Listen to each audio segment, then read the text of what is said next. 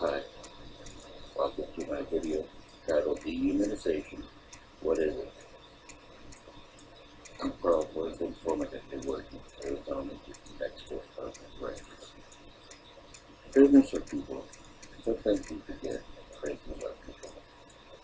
The reason we forget is because we've been indoctrinated, or we've been oriented, or we've been told through public manipulation that there are things about prisoners that we need to accept as a fact of life. However, these facts have been distorted to suit the needs of the many that profit off the prison industry and those that believe that people, especially certain people with certain tags or labels, need to be incarcerated for reasons that suits their own ideologies or race, their political party endorsements or embracements, and sometimes just plain old meanness. Dehumanization is a deliberate removal of a sympathetic human trait that refers to members of the human race. Manipulation of people is real. How many times have you heard the phrase, lock them up, throw away the key? I'm sure we've said it ourselves a few times when we watch the news and we see somebody get their goodness crime that just evokes our emotions. Dehumanization is an effective propaganda tool when used skillfully. In the case of a capital punishment case or trial, details of the convicted prisoner's crime are often given more media attention than the details of his or her personal life before the act. The Jody Arias case is a good example of that. The Jordan Zimmerman case is a great example of that. Remember that the media can format your mind. The government can format your mind. And in today's reality, the government and the media has pictured a story that prisoners are monsters. And so we're building cages for monsters. Dehumanization is so easy to do. As long as the public continues to view them as a human monster, it's relatively easy to permit them to treatment to occur. The manipulation tool succeeds when average people like you and me, with average morals and ethical principles, no longer care or see the person behind the label.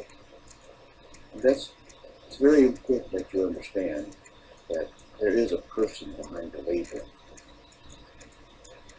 We desensitize ourselves to lower our tolerances, our feelings about the subject matter, to make it more normal, and issuing statements or opinions that indicates that we don't care about this kind of stuff anymore.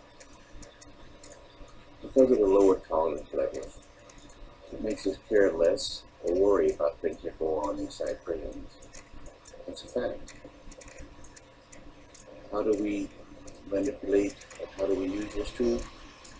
Well, like I said, we add labels to people. We create stereotypes and put them all into one category, for example, violent offenders, and stigmas, and make these issues seem less important than they really are. At the same time, show complete control of these prisons with illusionary tactics that focus on keeping us or you safe. There's a fallacy there, and you need to be aware of it, because illusionary tactics means that they're distracting you and they're distorting the truth. And because of that, they give you this impression that everything's under control, but in fact, it's not. You just don't know what's really going on. And this is the government ideology I'm talking about, whether it's state or federal. When you devaluate worthiness and disconnect from the human race, the value of human beings incarcerated, they become less important to you. And that's what the whole process is of dehumanization.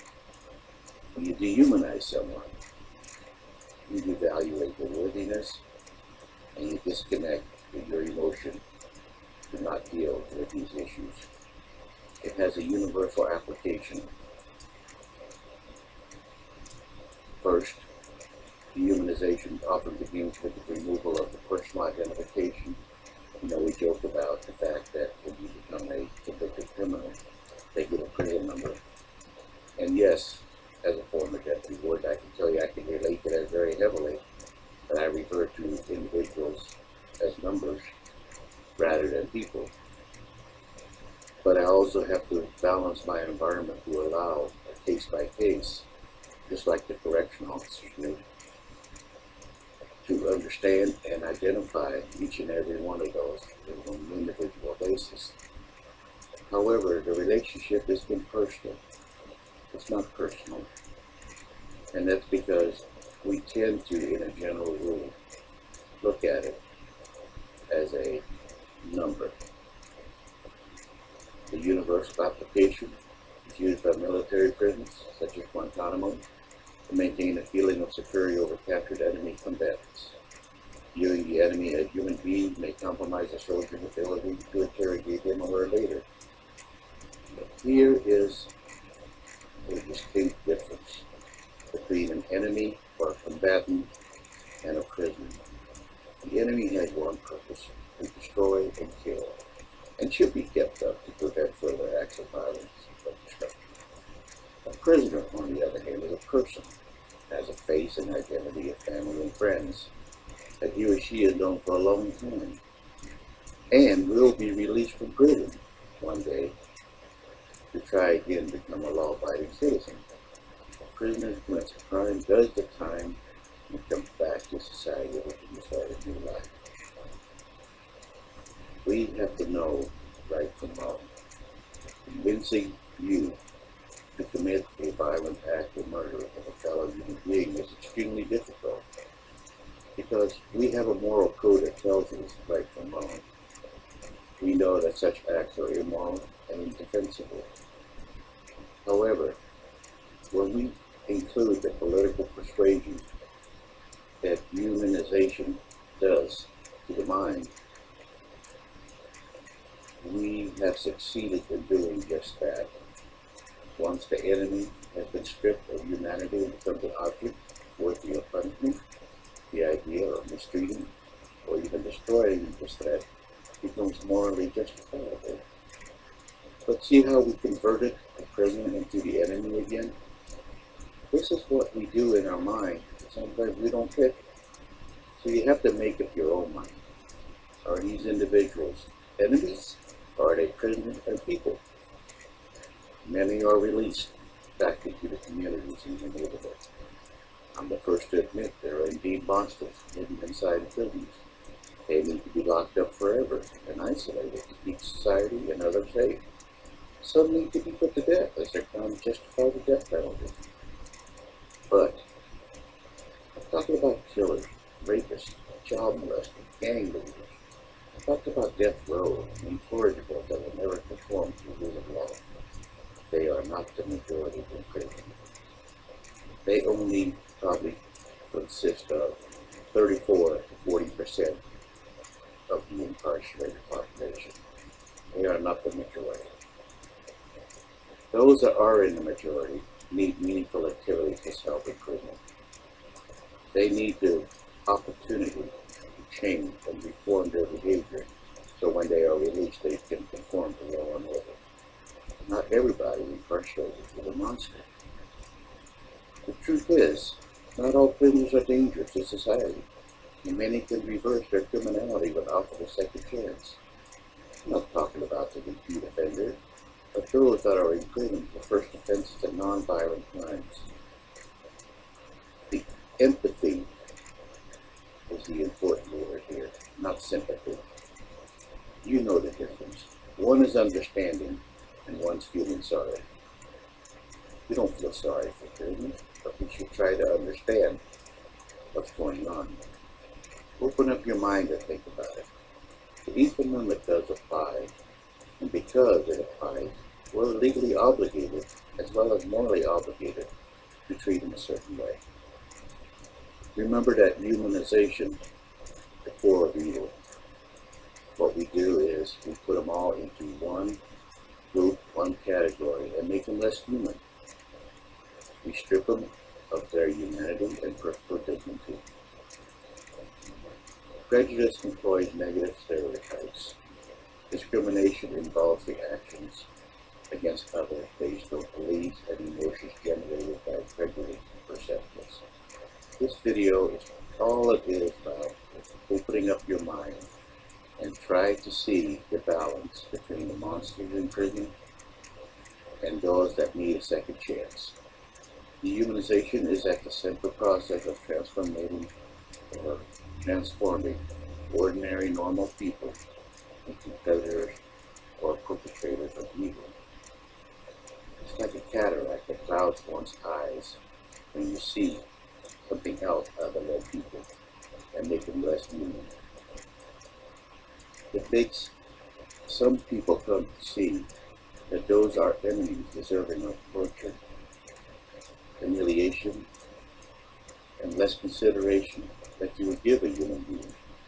The justification is misleading. It's wrong, because they're still people. And again, keep in mind the difference between the enemy combatant and the prisoner. They're two different things. When you dehumanize someone, it creates more violence in the prisons and makes them more prone to violence once released from prison into society. It makes them join gangs. It makes them look for something that to belong to because they've been stripped of their humanity. And it also transfers the power or control to the gangs and the political manipulators. When we engage in this process, we lose because we lose people. The bottom line is, when you dehumanize someone, it creates an illusion of control. In fact, things are out of control. The main cause for victimization that leads to assaults, higher costs for protective custody population, and more expenditures on prison operations is because we have set and changed the mindset about how to manage prisons and how to manage people that are incarcerated in prison. As always, thank you for watching my video. Please comment.